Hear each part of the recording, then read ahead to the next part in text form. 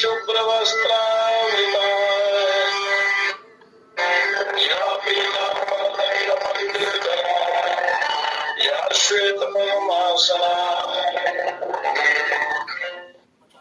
या ब्रह्माच्युत प्रभृतिर्देवी सदा आनन्दिता सा मां पाति भगवती भगवती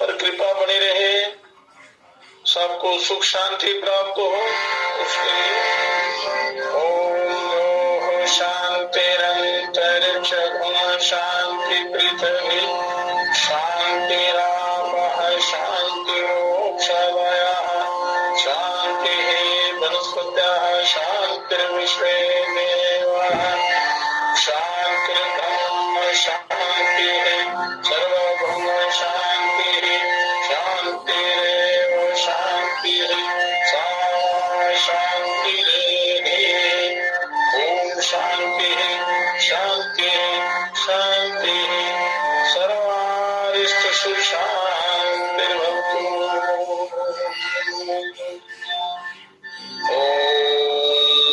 योग योगेश्वर श्री रामलाल महाप्रभुवे नमः। योग योगेश्वर श्री हरिभक्त सदन सद्गुरुवे नमः। योग योगेश्वर महाप्रभु श्री चंद्रमौलि सद्गुरुवे नमः। आदि महासिद्ध योग नित्यानंद महाप्रभुवे नमः। सिद्धि योगी रामेश्वर्यानंद सिद्धि योगिनी नमः। ओम जनता जनार्दनाय नमः। ओम सर्वेभ्यो नमः। ओम सर्वेभ्यो नमः। ओम सूर्याय नवग्रहेभ्यो नमः।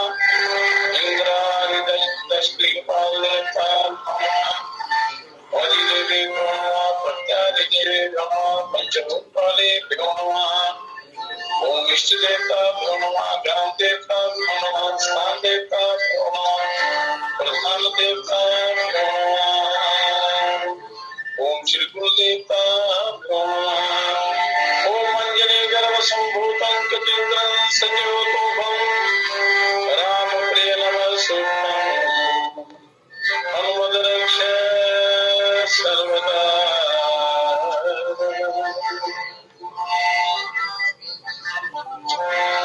आए हैं सो जाएंगे राजा रंग फकीर। एक सिंहासन चढ़ी चले एक बने एक सिंहासन चढ़ी चले एक बने करता करे न कर सके तो क्यों करे सो सात दीप लव खंड में सदगुरु जी से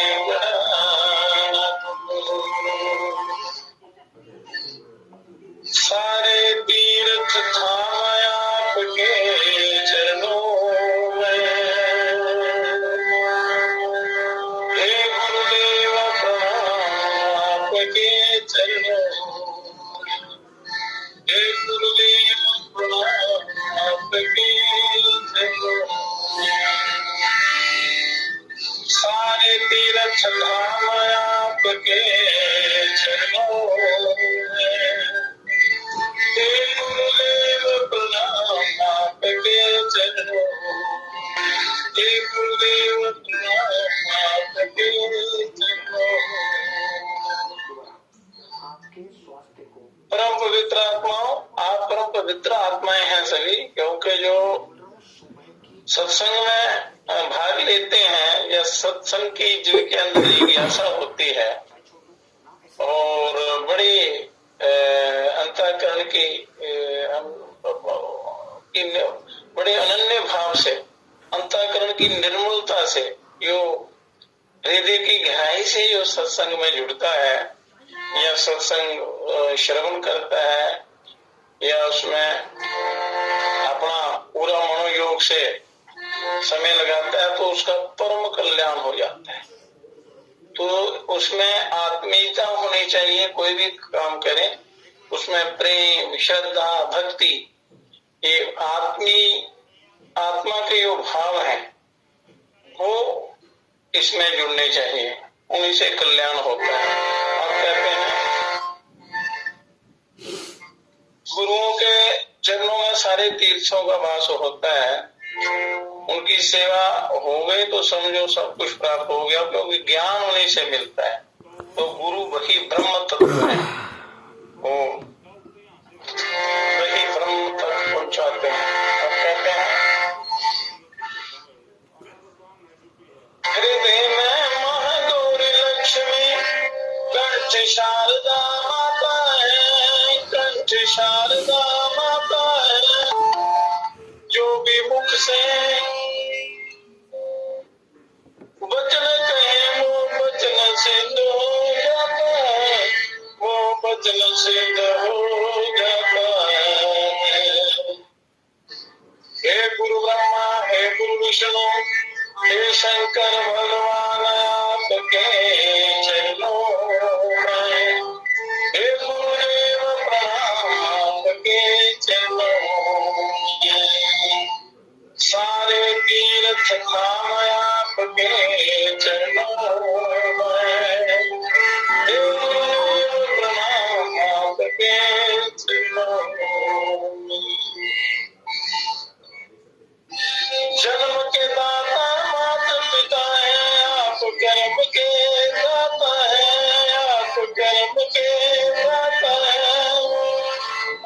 मिलाते ईश्वर से, आप ही भाग्य विधाता, आप ही भाग्य विधाता। दुखिया मन को, रोगी तन को मिलता है आराम आपके चरणों में। हे गुरुदेव प्रणाम आपके चरणों, सारे तीर्थ धाम आपके चरणों में। हे गुरुदेव प्रणाम आपके चरणों।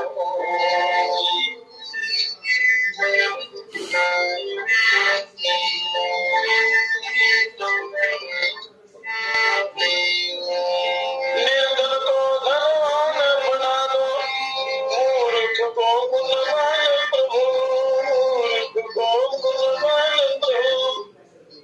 मुझ ज्ञानी को भी ज्ञान का दो वरदान प्रभु, ज्ञान का दो वरदान प्रभु। हे महादानी, हे महाज्ञानी, रहूं सुबह शाम आपके चरणों में। हे गुरुदेव प्रणाम आपके चरणों, हे गुरुदेव प्रणाम आपके चरणों में। सारे तीर्थ धाम आपके चरणों में। हे गुरुदेव प्रणाम आपके चरणों में।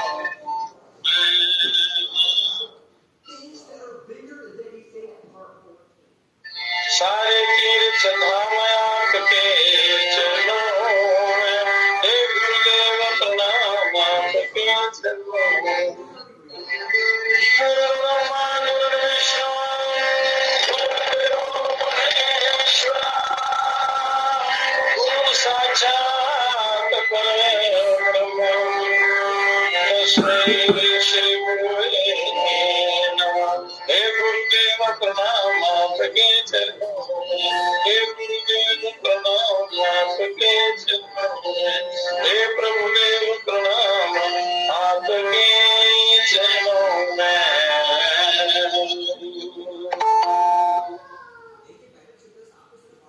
सारे तीर्थ धाम आपके चरणों में। हे गुरुदेव प्रणाम आपके चरणों में। तो सारा तीर्थों का फल गुरुओं में ध्यान करने से मिल जाता है। तो गुरु के बिना कल्याण नहीं होता। गुरु एक उस परमात्मा ब्रह्म तत्व का ही स्वरूप है और उनके बिना कल्याण नहीं होता। वही उस परमात्मा का साक्षात्कार करवाते हैं। ईश्वर ही, ब्रह्म ही, गुरु ही। तो भगवान ने ज्ञान योग और कर्म योग दोनों परम कल्याण करने वाले बताए हैं। इन दोनों को परम कल्याण करने वाला बताया है और उसकी व्याख्या करते हैं। क्योंकि ये दिव्य ज्ञान योग भगवान ने कहा है, उसमें तर्क वितर्क का कोई सवाल ही पैदा नहीं, प्रश्न ही नहीं उठता है। क्योंकि वो जो इस सारे अनंत ब्रह्मांडों के कर्ता धर्ता है, उनके मुख से ही ये सारा निकला। ये दिव्य ज्ञान कहते हैं कर्म योग, ज्ञान योग और भक्ति योग, तीनों ही योग मार्गों में निर्द्वंद होना बहुत आवश्यक है। जितनी भी द्वंद हैं इनसे, इन तीनों योगों में उनसे परे हटना बड़ा आवश्यक है। और ये गृहस्थ लोग जो हैं ये बड़ा जल्दी इसको कर सकते हैं।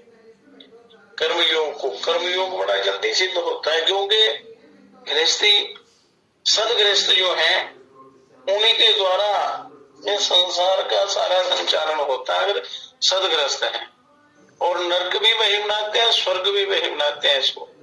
और परम मोक्ष का द्वार भी गृहस्थ आश्रम है। तो इसमें ये अगर ठीक है, ये सबका आधार है। अगर आधार आपका ठीक है तो फिर आप उस परिपूर्ण ब्रह्म परमात्मा को प्राप्त कर सकते हैं। सारे आश्रम व्यवस्था जो है वो सारे अच्छे ढंग से चलते हैं और इसी जन्म में श्री जीव का उद्धार हो जाता है, कल्याण हो जाता है। कहते हैं कि मार्गों में निर्द्वंद होना बहुत आवश्यक है।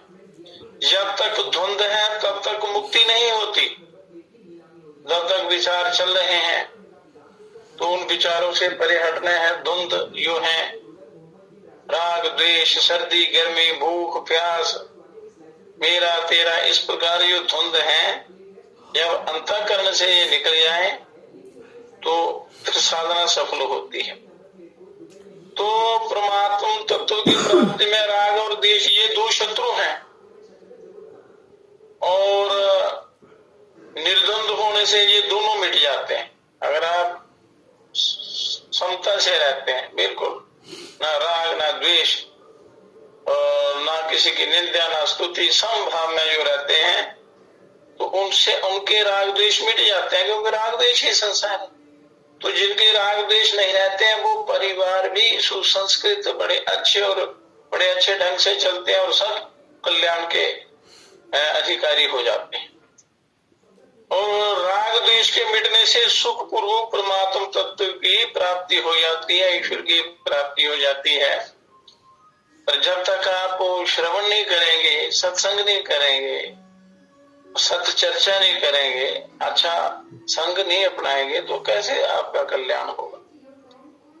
संसार में उलझनों के दो ही कारण हैं, दो ही कारण हैं, राग और द्वेष।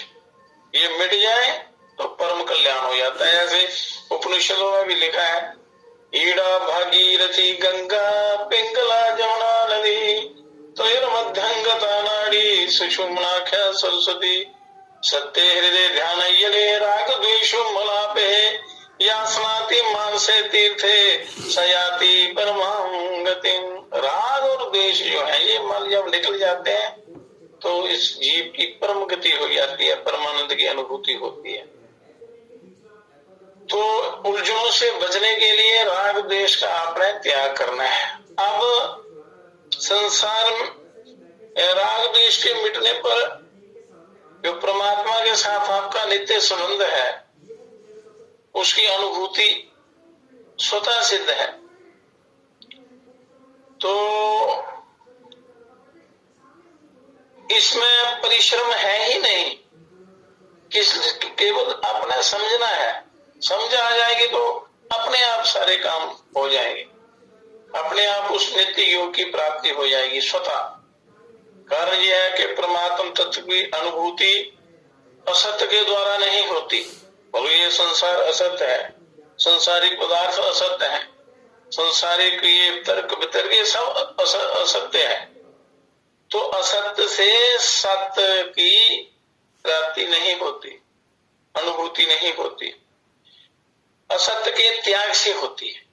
अगर झूठ का आप त्याग कर देंगे तो सच अपने आप अपने अंदर प्रतिष्ठित हो जाए। असत्य की सत्ता राग द्वेष पर ही टिकी हुई है। जब तक राग द्वेष है तब तक झूठ की सत्ता है। असत्य संसार तो स्वतः ही मिट रहा है, पर अपने राग द्वेष को पकड़ने से संसार जो है स्थिर दिखता है। और अतः जो संसार निरंतर मिट रहा है उसमें राग द्वेष न रहने से मुक्ति नहीं होगी तो क्या होगा। इसलिए निर्द्वंद अर्थात राग द्वेष से रहित पुरुष सुख पूर्वक संसार बंधन से मुक्त हो जाता है। तो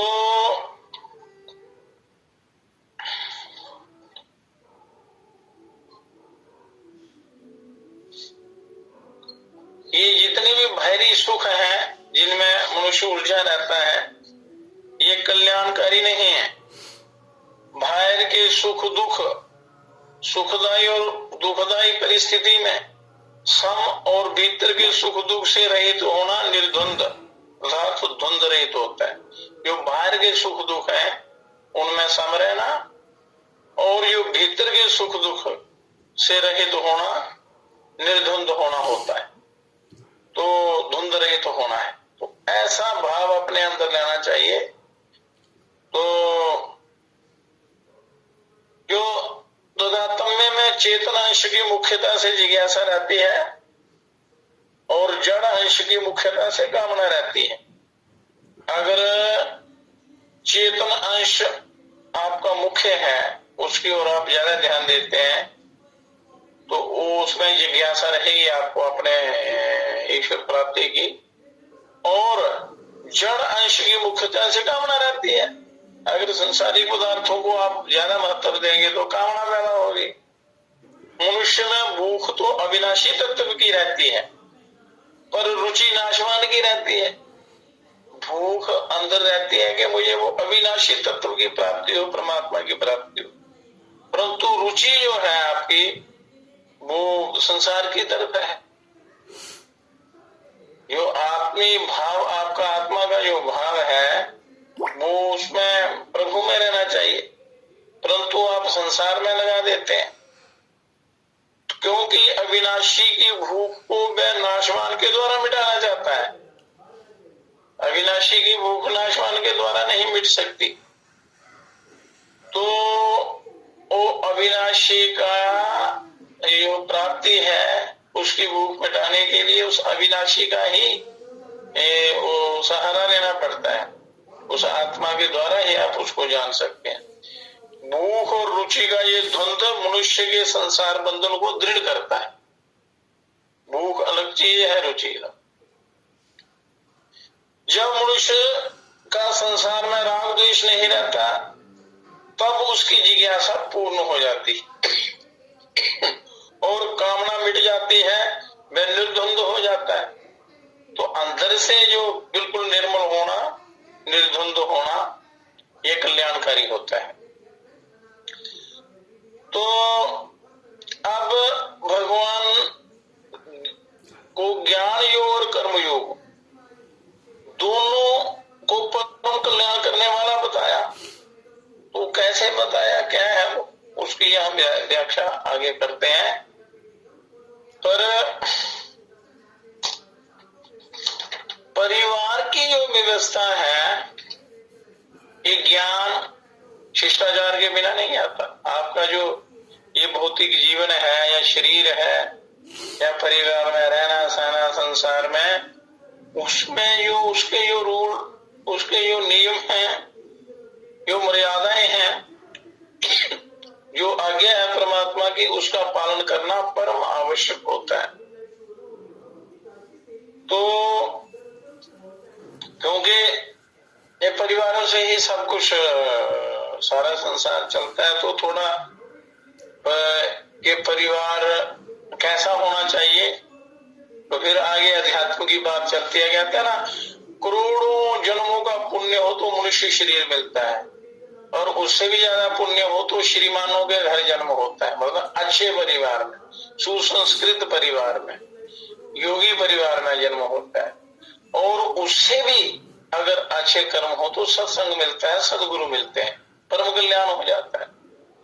तो परिवार का संतुलन बहुत कुछ इस बात पर निर्भर करता है कि परिजनों में सभी शिष्टाचार का पालन करते, एक दूसरे के सम्मान का ध्यान रखते हैं अथवा नहीं, तब आगे अध्यात्म मार्ग में मनुष्य चल सकता है।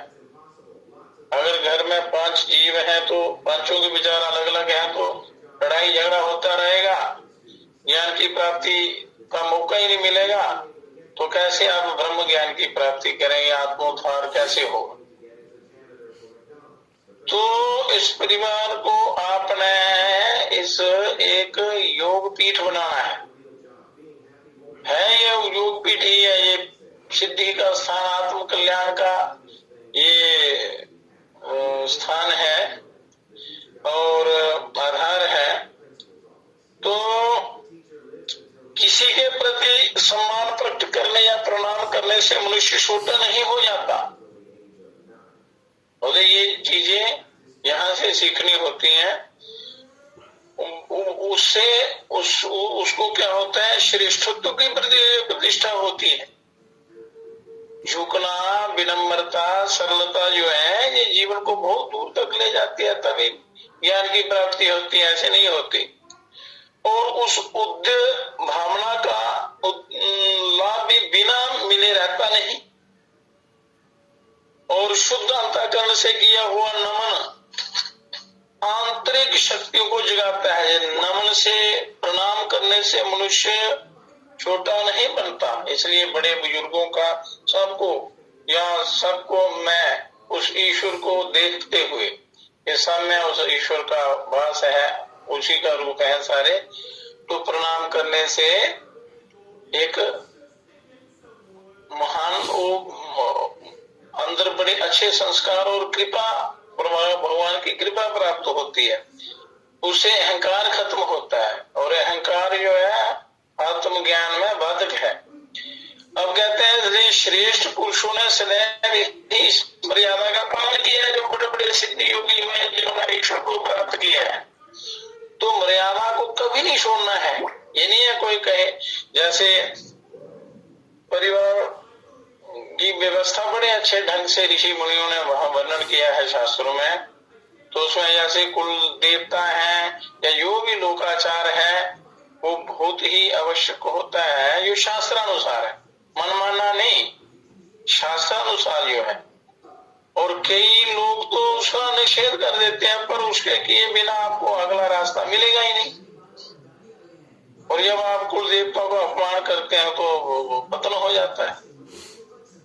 सम्मान से हर मनुष्य को एक प्रकार की आध्यात्मिक तृप्ति मिलती है, और उसे हर व्यक्ति चाहता है। इसलिए विपरीत परिस्थितियों में भी इस नैतिक मर्यादा का पालन करना चाहिए, उसका सदैव पालन करना चाहिए। 1 मिनट के लिए आपने थोड़ा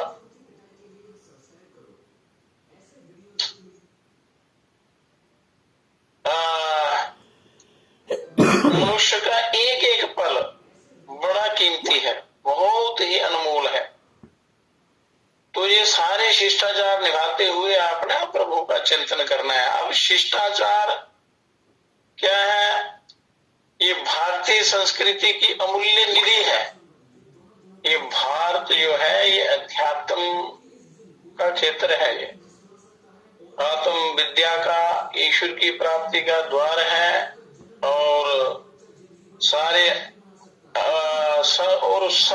पूरे संसार में सबसे उत्तम, सुसंस्कृत और वर्ण करने योग्य ये यहाँ मान मर्यादाएं हैं, संस्कार है, शिष्टाचार है, आध्यात्मिकता इसमें भरी पड़ी है।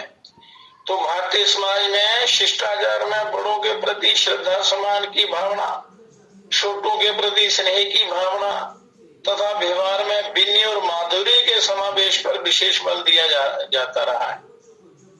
गुरुकुल होते थे, उसमें अच्छी शिक्षा मिलती थी, परंतु आजकल शिक्षा का सारा सिस्टम ही बदल चुका है। वो आध्यात्मिक शिक्षा नहीं दी जाती है, इसलिए अनाचार, भ्रष्टाचार फैलता है, संस्कार नहीं मिलते। संस्कार ना मिलने से मनुष्य पथभ्रष्ट हो जाता है और मनमाना आचरण करता है। तो ऋषि मुनियों ने सदा से शिष्टाचार, योगाचार, सत्याचार पर बल दिया है, धर्माचार पर बल दिया है। इस संदर्भ में अथर्ववेद में दिए हुए एक दैतिक ऋषि का ये आदेश माननीय है। अथर्ववेद में ऋषियों ने मनुष्य के कल्याण के लिए कुछ बातें लिखी। अनुव्रतः पितुः पुत्रो माता भक्तो समनः याया पत्ते मधुमतिम वाचम वदतु शांति वामम। इसका अर्थ है कि माँ पुत्र पिता के व्रतों का यानी श्रेष्ठ कर्मों और संकल्पों का अनुसरण करें, श्रेष्ठ कर्मों और संकल्पों का अनुसरण करें। और माँ जैसे पवित्र कोमल मन वाला बने, माता जैसे पवित्र कोमल मन वाली होती है, माँ से ऐसे गुण प्राप्त करें। पति पत्नी के लिए और पत्नी पति के लिए माधुर्य युक्त तथा शांतिप्रद वाणी का व्यवहार करे। पति कभी भी अपनी पत्नी का अपमान ना करे, उसको गाली गलौज ना दे, उसको दुख ना दे, कष्ट ना दे, मन वाणी कर्म से किसी भी प्रकार से उसको दुखी ना करे। और पत्नी का भी कर्तव्य है वो भी किसी प्रकार से पति को दुख ना दे, माधुर्य युक्त तथा शांतिप्रद वाणी का व्यवहार करे दोनों पति पत्नी। तो उसमें पवित्रता का भाव आता है, ज्ञान की वृद्धि होती है और बच्चों के संस्कार भी अच्छे होते हैं और आने वाले बच्चे भी बड़े उत्तम कोटि के, उच्च कोटि के महान बनते हैं। और जो ऐसा नहीं करता उसे नीच प्रकृति का उच्छृंखल व्यक्ति माना जाता है। तो वो आगे आत्मज्ञान की प्राप्ति करे कैसे करेगा? कर्म योग, भक्ति योग, ज्ञान योग कैसे करेगा? वो उसका व्यवहार नहीं कर सकता। वाल्मीकि रामायण में बताया गया है कि मातरम पितरम विप्रमाचार्यम चावमन्यते सा पश्यति फलम तस्य प्रेत राजा वशंग था, कि जो माता पिता ब्राह्मण और गुरुदेव का सम्मान नहीं करता वह यमराज के वश में पड़कर पाप का फल भोगता है। यदि आप सम्मान करना नहीं जानते तो आत्मज्ञान की प्राप्ति आपको हो ही नहीं सकती, क्योंकि इन बड़ों के आशीर्वाद के बिना मनुष्य आगे नहीं बढ़ सकता, क्योंकि ज्ञान इन्हीं से मिलता है। तो सैद्धांतिक मतभेद के बावजूद भी व्यवहारिक जीवन में बड़ों को सम्मान देने का उच्च आदर्श भारतीय संस्कृति की अपनी भी विशेषता है और ये सत्य भी है। इसके बिना मनुष्य का जीवन बेकार हो जाता है।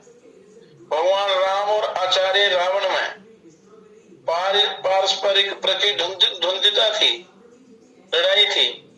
राम रावण की कुटिलता को जानते थे, राम रावण की बुराई को जानते थे, किंतु पांडित्य और श्रेष्ठता के प्रति उनके हृदय में जो श्रद्धा भावना थी उसके वशीभूत होकर भी उन्होंने विपरीत परिस्थिति में भी इस मर्यादा का पालन किया था। रामायण में लिखा है, अस कही रथ रघुनाथ चलावा, विप्रचरण पंकज सिरुनावा, कि इस प्रकार रणोत्थित राम ने अपना रथ आगे बढ़ाया और रावण के सम्मुख पहुंचकर उसके गुणों को, उसके अंदर जो परमात्मा का अंश आत्मा सबके अंदर है और उसके अंदर जो विद्या थी उस विद्या की प्रशंसा की,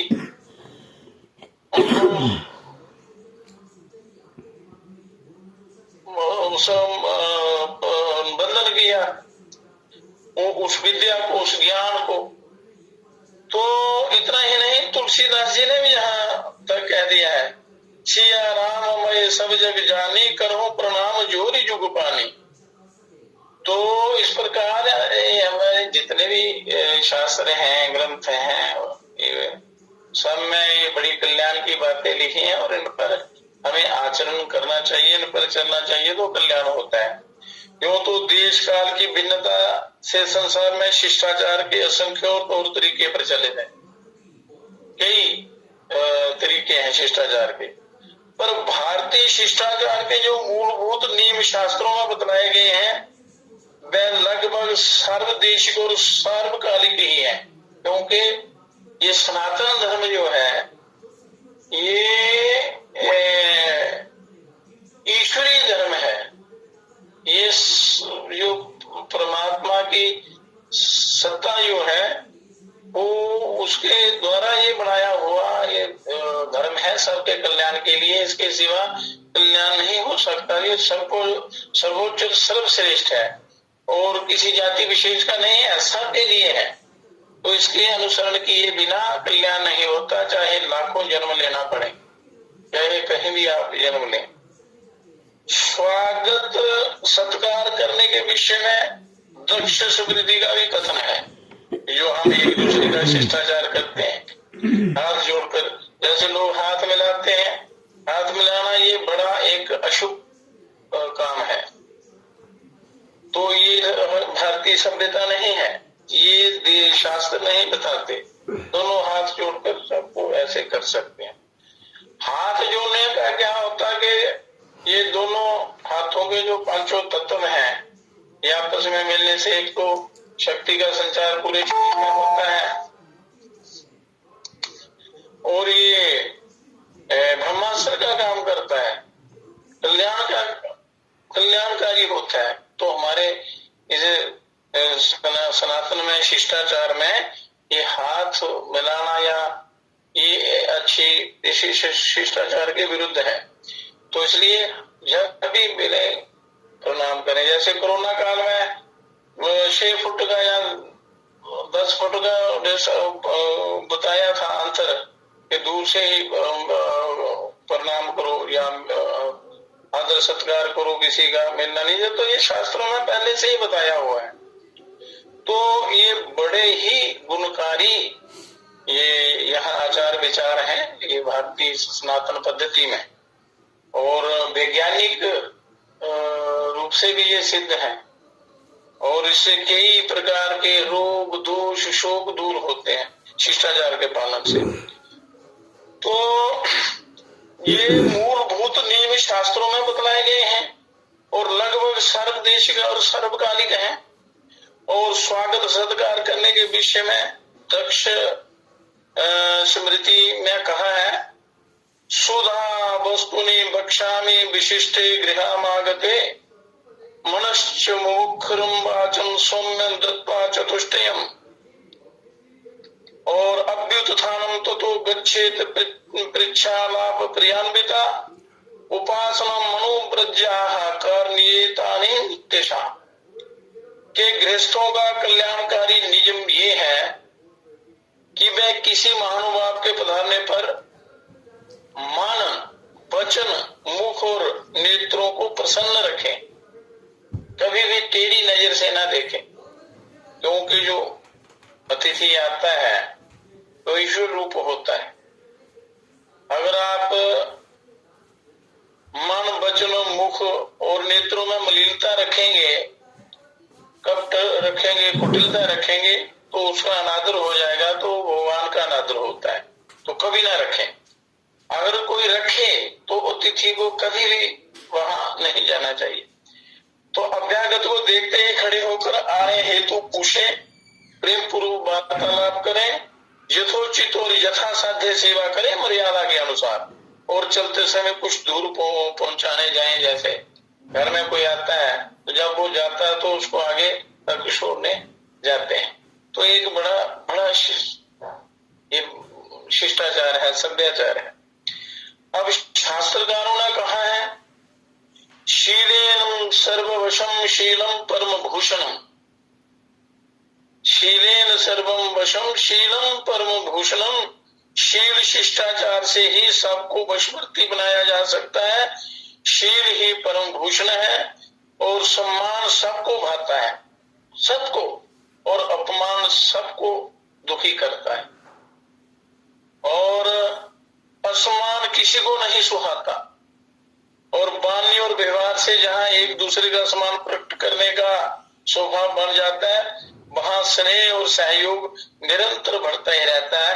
आत्मीयता बढ़ती रहती है। आत्म भाव जो है वो बड़े पुष्ट होते हैं। प्रेम, श्रद्धा, ये सारे बढ़ते हैं। तो जहां अपने अपने सम्मान को तो बहुत ध्यान रखा जाता है, पर दूसरों का महत्व नहीं दिया जाता, दूसरों को महत्व नहीं दिया जाता। तो यहाँ शेखी, अहंकार भरी उक्तियां, अपशब्द, मारपीट आदि अशोभनीय कृत्यों को दृश्य मिलता है।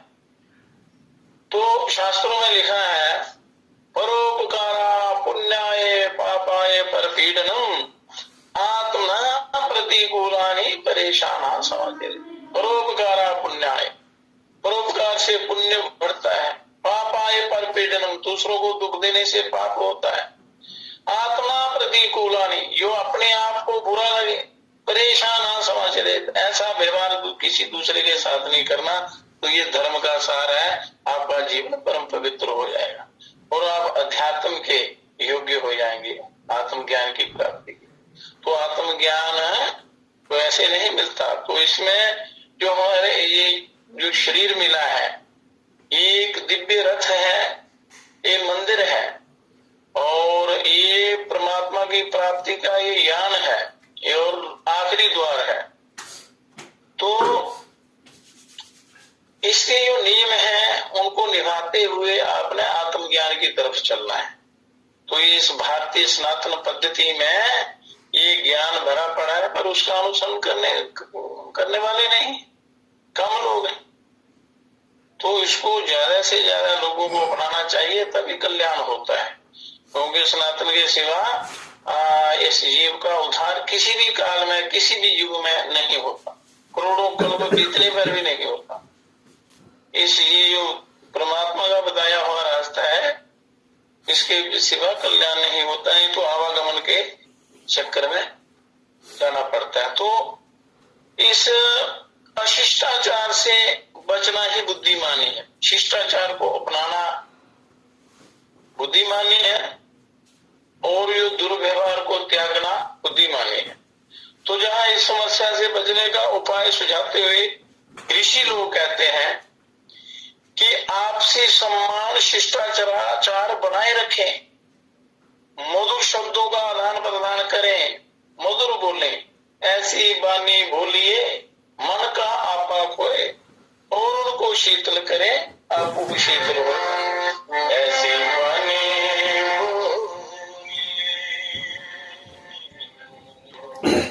ऐसी वाणी बोलिए मन का आपा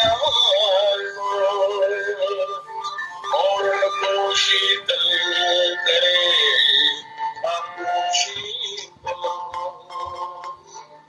और उनको शीतल करे आपको शीतल। उधर बचल है औषधि, कदुक बचल है श्रवण द्वार है साकर साल शक्ति शरीर, श्रवण द्वार है साकर साल शक्ति शरीर। अगर आप मीठा बोलेंगे तो वो सबको अच्छा लगता है, मन को भी शांति मिलती है और सुनने वालों को भी शांति मिलती है।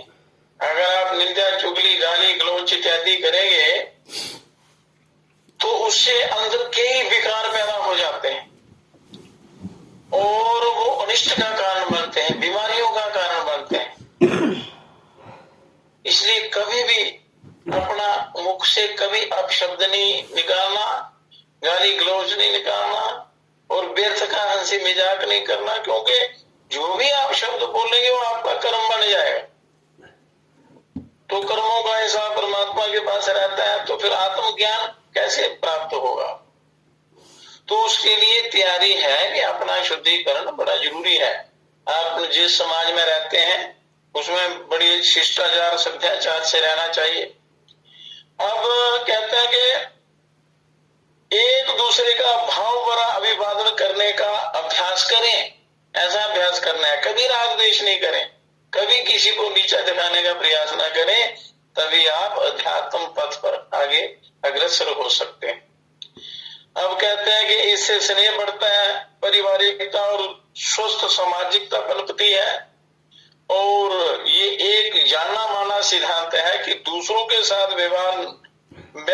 बहुत व्यवहार ना करें जो अपने लिए पसंद नहीं है। जो इस तथ्य को समझते हैं वह अपना व्यवहार संतुलित शिष्ट ही रखते हैं, और जिसका व्यवहार अच्छा है तो वो ईश्वर की प्राप्ति का अधिकारी है। अब कहते हैं कि सांख्य योगो पृथक बाला प्रवदंती ना पंडिता एकमप्यास्थिता सम्यक योग भयोर बिंदते फलम। के वे समझ लोग, भगवान श्री कृष्ण कहते हैं कि वे समझ लोग सांख्य योग और कर्म योग को अलग अलग फल वाले कहते हैं, ना कि पंडित या, क्योंकि इन दोनों में से एक साधन में अच्छी तरह से स्थित मनुष्य दोनों के फल रूप परमात्मा को प्राप्त कर लेता है। अगर एक ध्याय 9 निधि पाए, कि अगर आप कि एक योग का यदि अच्छे ढंग से आप वो करते हैं अभ्यास, तो दूसरा अपने आप सिद्ध हो जाता है, कल्याणकारी हो जाते हैं दोनों मार्ग। दूसरे में इतना कष्ट सहन नहीं करना पड़ता। कहते हैं कि जो अन्य शास्त्रीय बातों को जानता है पर सांख्य योग और कर्म योग के तत्वों को गहराई से नहीं जानता, वह वास्तव में बालक और बेसमझ है। बालक और बेसमझ है। गीता भर में अविनाशी तत्व के लिए फल शब्द इसी श्लोक में आया है। फल शब्द का अर्थ है परिणाम। तो कर्म योग और ज्ञान योग दोनों साधनों से प्राप्त होने वाले तत्व को फल कहने का तात्पर्य है कि इन दोनों साधनों में मनुष्य का अपना उद्योग मुख्य है। आपका अभ्यास, आपकी साधना, आपका ये मुख्य है। ज्ञान योग में विवेक रूप उद्योग मुख्य है और कर्म योग में परहित की क्रिया रूप उद्योग मुख्य है। ज्ञान योग में विवेक रूप उपाय मुख्य होता है, कर्म योग में क्रिया रूप जो उद्यम है, उद्योग है, वो मुख्य होता है। और साधना का अपना उद्योग परिश्रम सफल हो गया, इसलिए इसको फल कहा गया है। ये फल नष्ट होने वाला नहीं है, ये सदा रहने वाला फल है। और कर्म योग तथा ज्ञान योग दोनों का फल आत्म ज्ञान अथवा ब्रह्म ज्ञान है। तो ये जितना भी शिष्टाचार, आहार, आचार, विचार, व्यवहार जो है, ये सारा कर्म योग के अंतर्गत आता है। अब कर्तव्य कर्म करना कर्म योग है और कुछ ना करना ज्ञान योग है। कर्तव्य कर्म करना ज्ञान योग है और कुछ ना करना ज्ञान योग है। कुछ ना करने की से जिस तत्व की प्राप्ति होती है, उसी तत्व की प्राप्ति कर्तव्य कर्म करने से हो जाती है। और करना और ना करना तो साधन है, करना ना करना साधन है, और इनसे जिस तत्व की प्राप्ति होती है वह साध्य है। अब भगवान कहते हैं कि जत सांख्य प्राप्यते स्थानम तद्योगैरपि गम्यते एकम सांख्यं च योगं च या पश्यति स पश्यति। कहते हैं कि सांख्य योग के द्वारा जो तत्व प्राप्त किया जाता है वो कर्म योगों के द्वारा भी प्राप्त किया जाता है, उनके द्वारा भी वही तत्व प्राप्त किया जाता है। अतः जो मनुष्य सांख्य योग और कर्म योग को फल रूप में एक देखता है, ऐसे करने में तो चाहे वो अलग अलग हैं, प्रतीत होते हैं, पर उनका फल एक ही होता है और वही ठीक देखता है। समझो, वही सही सोचता है, वही ठीक देखता है, वही उसकी दृष्टि ही सही मानी जाती है। अब भगवान ने कहा था कि एक साधन में भी अच्छी तरह से स्थित होकर मनुष्य दोनों साधनों के फल रूप परमात्मा को प्राप्त कर लेता है। जो ज्ञान योग से प्राप्त होता है वही आपका कर्म योग से भी प्राप्त हो जाता है। और उसी बात की पुष्टि भगवान दूसरे ढंग से कर रहे हैं कि जो तत्व सांख्य योग की प्राप्त करते हैं, जो सांख्य योगी तत्व प्राप्त करते हैं जिस परमात्मा को, वही तत्व कर्म योगी भी प्राप्त करते हैं। इसलिए दोनों मार्ग जो है ये कल्याणकारी हैं, इनका अनुसरण करना चाहिए। अब कहते हैं कि संसार में जो ये मान्यता है कि कर्म योग से कल्याण नहीं होता, कल्याण तो ज्ञान योग से ही होता है, इस मान्यता को दूर करने के लिए यहाँ भगवान अव्यय का प्रयोग करते हैं। कहते हैं कि सांख्य योगी और कर्म योगी दोनों का ही अंत में कर्मों से अर्थात क्रियाशील प्रकृति से संबंध विच्छेद होता है। जब तक इस प्रकृति से संबंध विच्छेद नहीं होगा तब तक उस तत्व की प्राप्ति नहीं हो। तो प्रकृति से संबंध विच्छेद होने पर दोनों ही योग एक हो जाते हैं, दोनों साधन एक हो जाते हैं। साधन काल में भी सांख्य योग का विवेक कर्म योग को अपनाना पड़ता है। जड़ चेतन का संबंध विच्छेद कर्म योगी को ज्ञान योग भी अपनाना पड़ता है साधना काल में, और कर्म योग की प्रणाली अपनानी पड़ती है। अपने लिए कर्म ना करने की पद्धति सांख्य योगी को अपनानी पड़ती है, उसको भी दूसरों के लिए कर्म करना पड़ता है। तो सांख्य योग का विवेक प्रकृति पुरुष का संबंध विच्छेद करने के लिए होता है,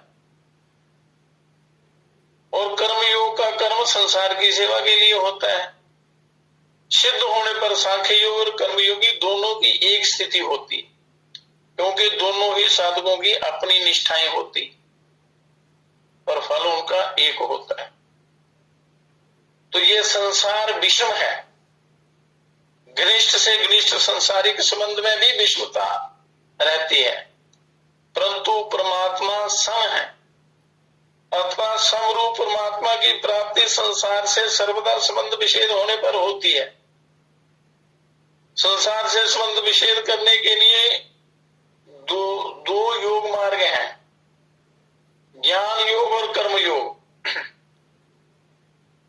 मेरे सत स्वरूप में कभी अभाव नहीं होता, जबकि कामना आसक्ति अभाव में ही पैदा होती, तो ऐसा समझकर असंग हो जाए, ये ज्ञान योग है। और जिन वस्तुओं में साधक का राग है, उन वस्तुओं को दूसरी की सेवा में खर्च कर दे, और जिन व्यक्तियों में राग है उनकी निस्वार्थ भाव से सेवा कर दे, ये कर्म योग है।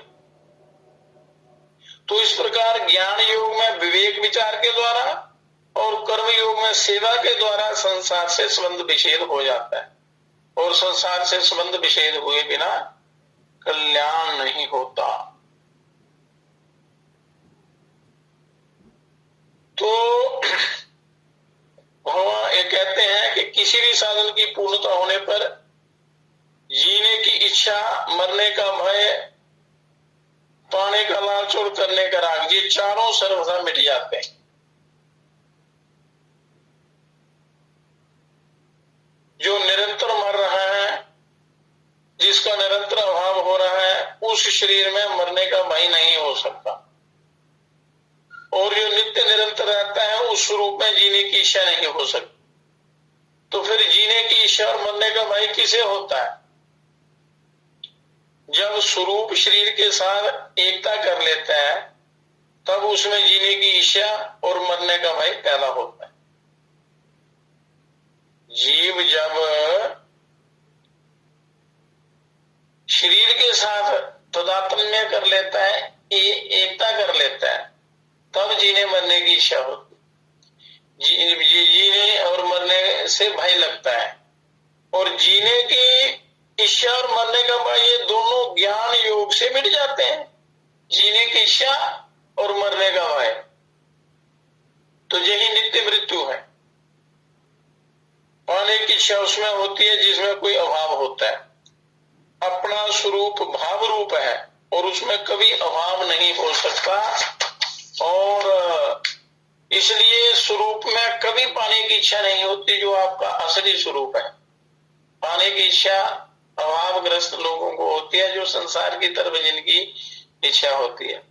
तो पाने की इच्छा ना होने से उसमें कभी करने का राग पैदा नहीं होता, और स्वयं भाव रूप होते हुए भी जब स्वरूप अभाव रूप शरीर के साथ एकता कर लेता है, तब उसे अपने में अभाव प्रतीत होने लग जाता है, जिससे उसमें पाने की इच्छा पैदा हो जाती है, और पाने की इच्छा से करने का राग पैदा हो जाता है। और पाने की इच्छा और करने का राग, ये दोनों कर्म योग से मिट जाते हैं। ज्ञान योग से भी मिट जाते हैं, कर्म योग से भी मिट जाते हैं।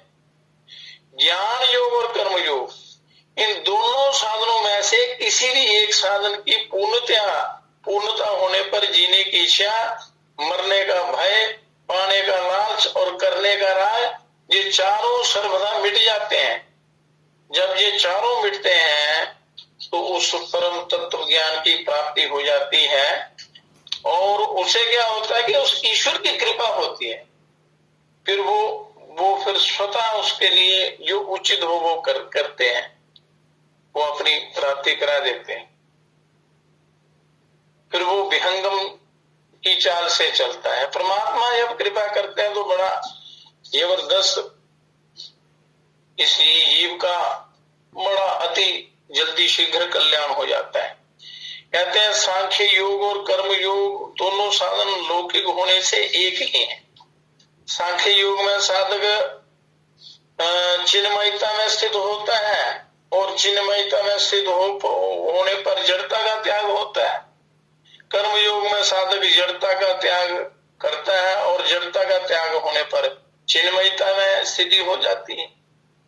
तो इस प्रकार सांख्य योग और कर्म योग दोनों ही साधनों के परिणाम में चिन्मयता की प्राप्ति अर्थात चिन्मय स्वरूप में स्थिति का अनुभव हो जाता है।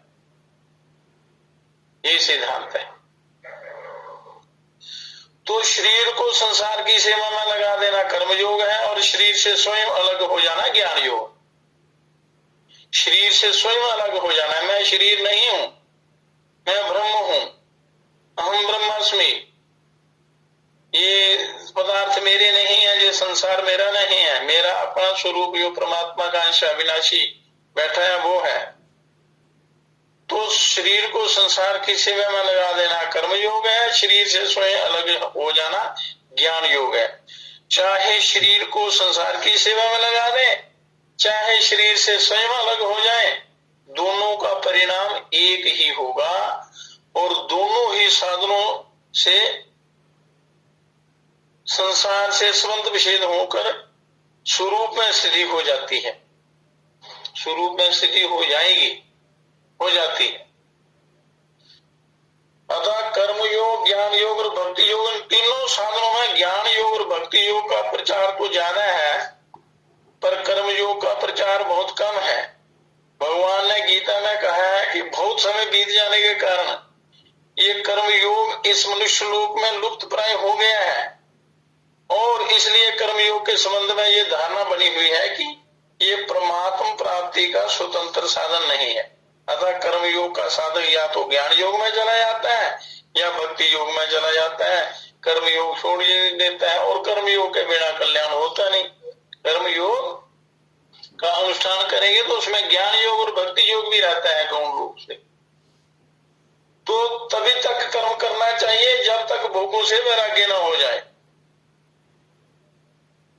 जैसे ये भक्ति युग में जब जाता है तो क्या करता है, तावात कर्माणि कुर्वीत ना निर्विद्येत देवता मत कथा श्रवणाधो श्रद्धा यावन जायते।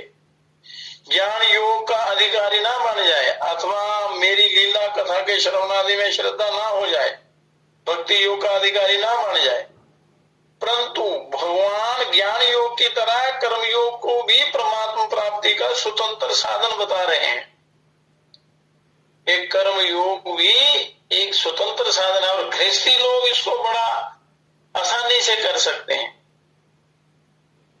क्योंकि गृहस्थ में गृहस्थियों को पूरे संसार का चलाना होता है, सारे आश्रमों की व्यवस्था, सबकी व्यवस्था। फिर उसमें अगर ये थोड़ा भी साधन करें तो इनका कर्मयोग बड़ा जल्दी सिद्ध होता है। केवल बात को समझना है और अपना कर्म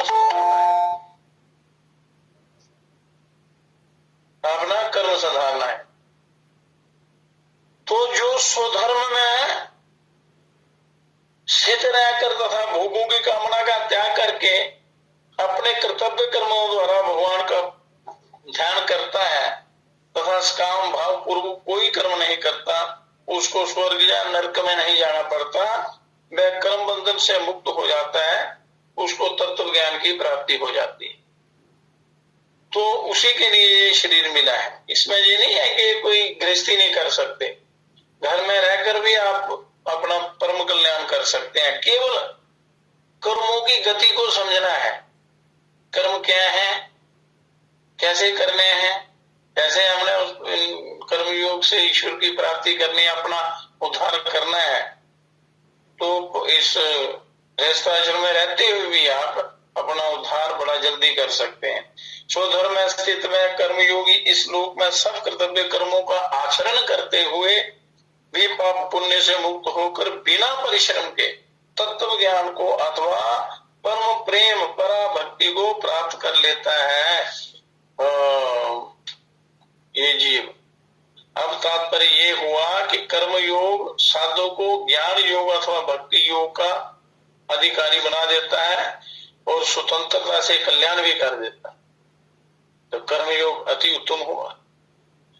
और दूसरे शब्दों में कर्मयोग से साधन ज्ञान अथवा साधन भक्ति की प्राप्ति भी हो सकती है, और साध्य ज्ञान तत्व ज्ञान अथवा साध्य भक्ति परम प्रेम या पराभक्ति भी प्राप्त हो सकती है। तो कर्मयोग से ये सारे योग प्राप्त हो सकते हैं। तो करने की कला आनी चाहिए, योग करने की। तो कला उस गीता में बड़े अच्छे ढंग से भगवान ने इतना दिव्य ज्ञान दिया है। यदि मनुष्य इसको बना बनाया रास्ता है, बना बनाया मार्गदर्शन है, केवल आपने चलना है, उसको समझना है, समझ आ जाए तो आपका जो नित्यचर्या है, दिनचर्या है, जो अपने जीवनचर्या है, वो इतनी पवित्र हो जाती है और साथ में उसको आत्मज्ञान की भी प्राप्ति होती है। अब कहते हैं भगवान ने संन्यास मतलब की अपेक्षा कर्मयोग को श्रेष्ठ बताया है। अब उसी बात को दूसरे प्रकार से कहते हैं भगवान संन्यास महाबाहो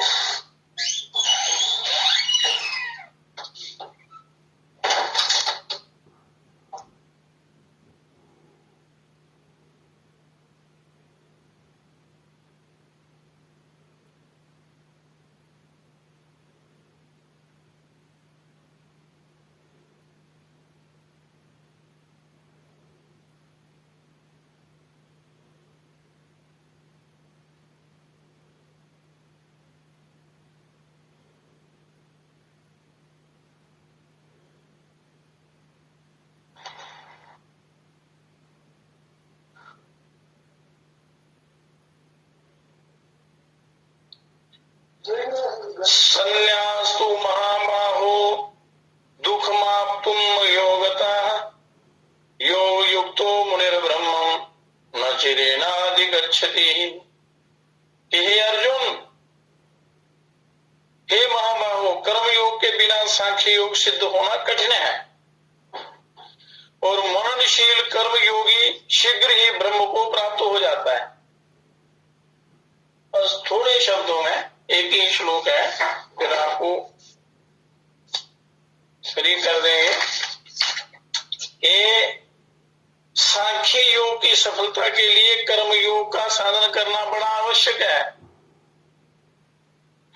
क्योंकि उसके बिना सांख्य योग की सिद्धि कठिनता से होती है। तो कर्म योग गृहस्थी लोग नित्य करते हैं, केवल उसको आपने समझना है, और जब समझ आ जाती है तो यही जीवन बदल जाता है, आनंदमय परमानंदमय हो जाता है और ईश्वरीय तत्व ज्ञान भी हो जाता है। परंतु कर्म योग की सिद्धि के लिए सांख्य योग का साधन करने की आवश्यकता नहीं है, और यही भाव यहाँ प्रकट किया गया है कि सांख्य योगी का लक्ष्य परमात्म तत्व का अनुभव करना होता है। सांख्य योगी का लक्ष्य क्या होता है? परमात्म तत्व का अनुभव करना।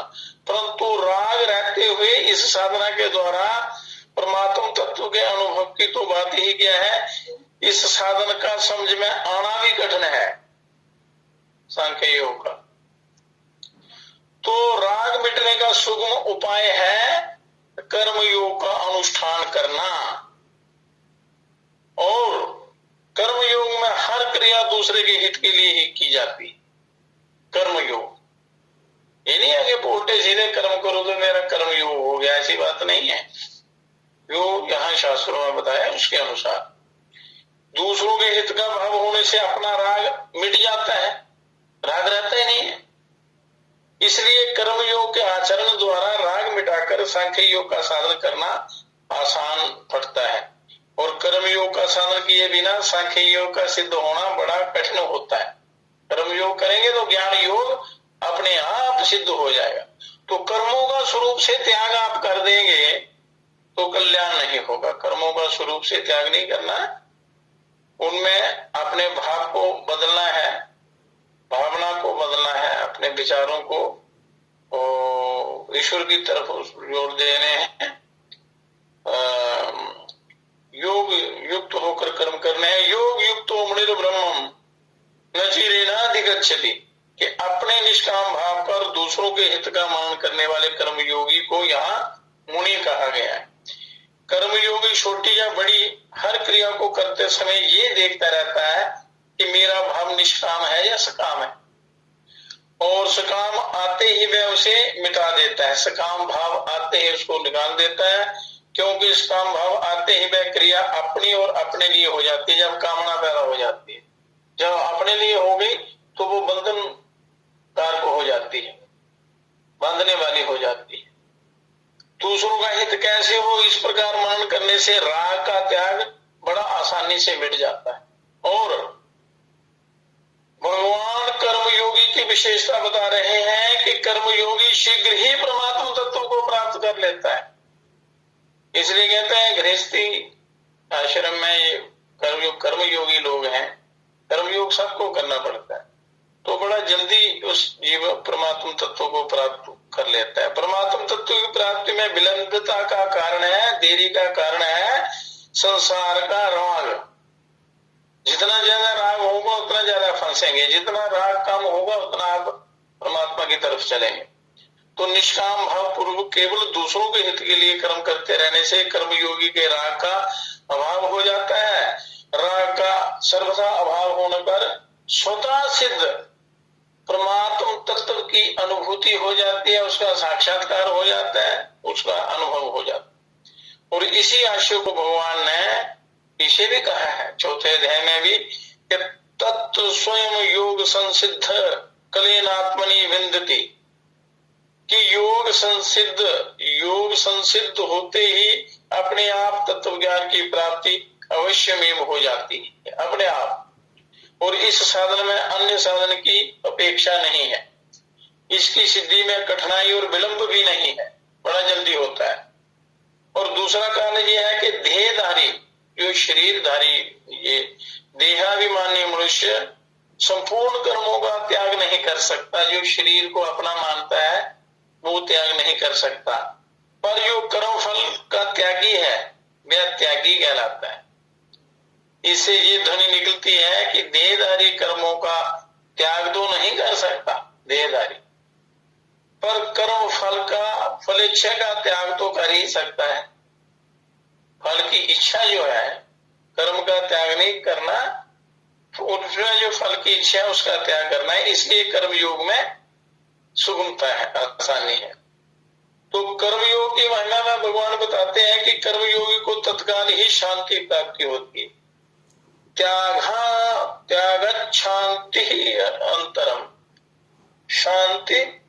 शांतिरंतरम अनंतरम, के संसार बंधन से सुख पूर्व मुक्त हो जाता है और सुखम बंधात प्रमुच्यते।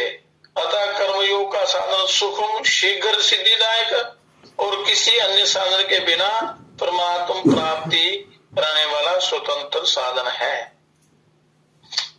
अब ऐसा ये दिव्य साधन है, इसको प्राप्त करके भी मनुष्य यदि अपना कल्याण नहीं करेगा तो बड़े उसकी बात है, दुर्भाग्य की। अब भगवान कर्मयोगी के लक्षणों का वर्णन करते हैं कि कर्मयोगी के लक्षण क्या है। इसकी चर्चा कल करेंगे। तो आज का सत्संग यहीं समाप्त करते हैं एक भजन के साथ या एक थोड़ा छोटा से प्रसंग का। को आपने क्या करना है, यो भी शब्द मुख से निकालना है वो अच्छा निकालना है, क्योंकि शब्द का बहुत प्रभाव होता है।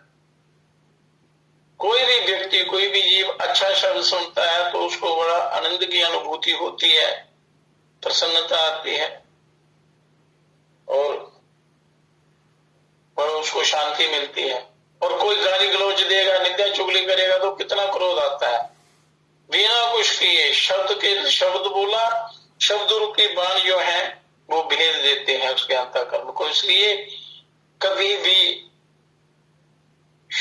अपशब्द नहीं बोलना। और शब्द की महिमा देखो, स्वामी विवेकानंद जी एक सत्संग में भगवान के नाम की महिमा बता रहे थे, तो एक तार्किक ने कहा, तर्क वितर्क करने वाले ने, कई लोग परीक्षा भाव से बोलते हैं कि शब्दों में क्या रखा है, और उन्हें रटने से क्या लाभ होता है? मंत्र रटते हैं, शब्द रटते हैं, या इतने ग्रंथ बनाए हैं, ये जो आप बताते हैं, इनसे कुछ नहीं होता। तो विवेकानंद ने उत्तर में उन्हें क्या कहा? अपशब्द कहे कि मूर्ख, जाहिल, नॉनसेंस इत्यादि अनेक प्रकार के शब्द कहे। इस पर वह तार्किक आग बबूला हो गया और भनाते हुए कहा कि आप सन्यासी के मुंह से ऐसे शब्द शोभा नहीं देते। उन्हें सुनकर मुझे बहुत चोट लगी है, जो आपने अपशब्द कहे हैं, मेरे दिल को बड़ी चोट लगी है। तो स्वामी जी ने हंसते हुए कहा, भाई वह तो शब्द मात्र थे, शब्दों में क्या रखा है? मैंने कोई पत्थर तो नहीं मारा, शब्द ही बोला है। और आप कहते हो शब्दों में क्या रखा है? और मेरे शब्द बोलने पर तू आग बबूला हो गया और अब शब्द बोलने लगा। तो सुनने वालों तक का समाधान हो गया। इस शब्द की महिमा बहुत बड़ी है, बड़ी अपार है। शब्द जब किसी को क्रोध पैदा कर सकते हैं, तो जिसके लिए प्रिय शब्द भावपूर्वक आत्मीयता से कहे जाएंगे, उसका अनुग्रह वे क्यों आकर्षित ना करेंगे? वो शब्द उसको आनंदित कर देंगे और उसका जीवन सफल कर देंगे, बोलने वाले का भी और सुनने वाले का। इसलिए जो शब्द है, इसकी बहुत बड़ी महिमा है। इसका कभी भी अपशब्द नहीं बोलना। तो बड़े महाराज जी ने एक बार बताया था, एक श्लोक कहते हैं भी धर्म का सार है परोपकारा पुण्याय पापाय पर पीड़नम आत्मा प्रतिकूलानि परेशान समाचरे। कोई व्यवहार, जो व्यवहार अपने को बुरा लगता हो तो वह दूसरे के साथ ना करें। तो हर बुरी बात हर व्यक्ति को बुरी लगती है, बुरा व्यवहार सबको बुरा लगता है। तो इसलिए कभी भी दूसरे के साथ ऐसा नहीं करना। और परोपकार की भावना रखने से राग द्वेष मिट जाते हैं, पुण्य बढ़ता है। और दूसरों को मन वाणी कर्म से दुख देने से पाप बढ़ता है। इसलिए ऐसा व्यवहार कभी किसी से नहीं करना, परोपकार की भावना रखनी और किसी को दुख नहीं देना। और अपने को जो व्यवहार बुरा लगे, ऐसा व्यवहार दूसरे से कभी नहीं करना। तो ये अपने कल्याण के सूत्र हैं, बड़ा जल्दी कल्याण होता है। तो सहकार से सद्भाव बढ़ता है और उपेक्षा उदासी से घनिष्ठता बढ़ती है। और उपेक्षा उदासी स्वार्थ संकीर्णता अवश्य ही होती है। तो उधार परमार्थी इस भाव के शिकार नहीं हो पाते। इसलिए उधार और परमार्थी परोपकारी बनने से जीवन बड़ा जल्दी सफल होता है। तो आगे अध्यात्म पथ पर मनुष्य आगे बढ़ता है। तो उसके लिए तैयारी होती है, क्योंकि वो जो दिव्य ज्ञान है, जो ब्रह्म का प्रकाश प्राप्त करने के लिए आपके अंदर वो योग्यता होनी चाहिए। उसके लिए ये सारे साधन है। अब कर्म योग के लक्षणों का वर्णन, एक कर्म योगी के क्या लक्षण होते हैं और आगे और भी ज्ञान विज्ञान युक्त जो ज्ञान होगा उसका करेंगे। क्योंकि गुरुओं के बिना, महापुरुषों के बिना कल्याण नहीं होता। तो उनके बताए हुए मार्ग पर मनुष्य को चलना चाहिए। तो अब आपने दो जिसकी शरण में जाए गुरुवर तुम्हें बताओ, जिसकी शरण में जाए, जिसके चरण में कर मन की कथा सुनाए गुरुवर तुम्हें बता दो, जिसकी शरण में जाए। अज्ञान के तिमिर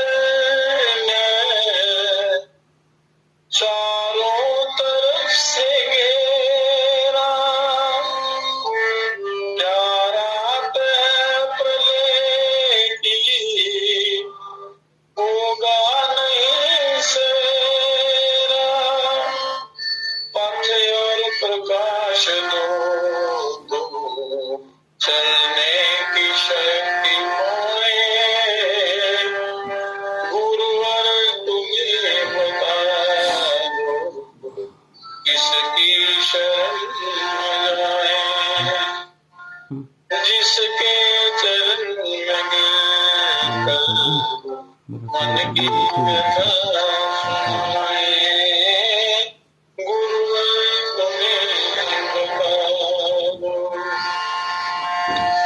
जीवन के देवता का करते रहे मेरा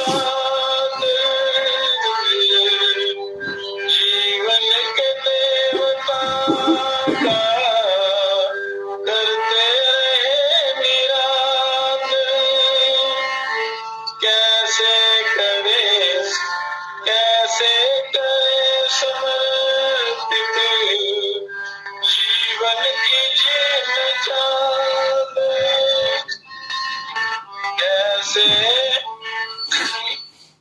कैसे करे समर्पित जीवन की जीवन चाहते जे पाप की कठिनाइयां क्या खोल कर दिखाए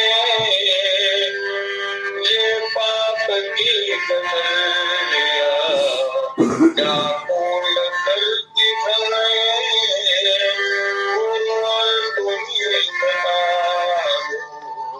किसकी शरण में जाऊं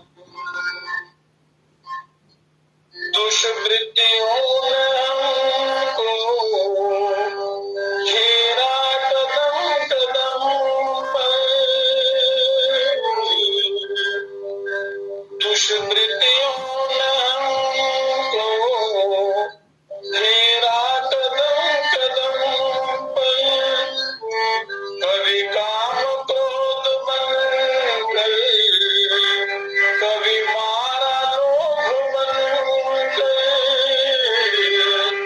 कभी काम क्रोध बनकर कभी मारा लोभ बनकर इन दानवों से कैसे अपना गला छुड़ाए इन दानवों से कैसे अपना गला छुड़ाए गुरुवर तुम्हें बता दो किसकी शरण में जाए किसके चरण में गिरकर मन की व्यथा सुनाए माना तो भूत है हम क्या रुष्ट रह सकोगे माना तो भूत है हम क्या रुष्ट रह सकोगे उसका न प्यार अमृत क्या दे नहीं सकोगे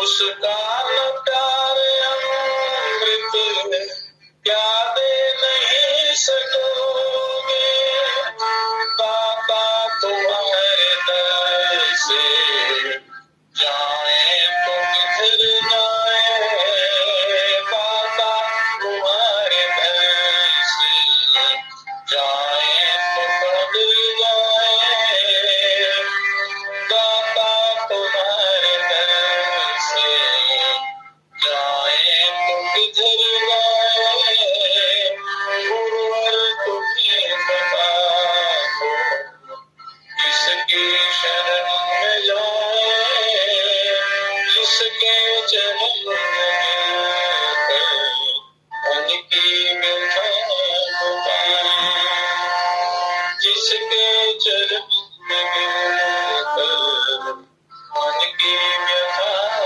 सुनाए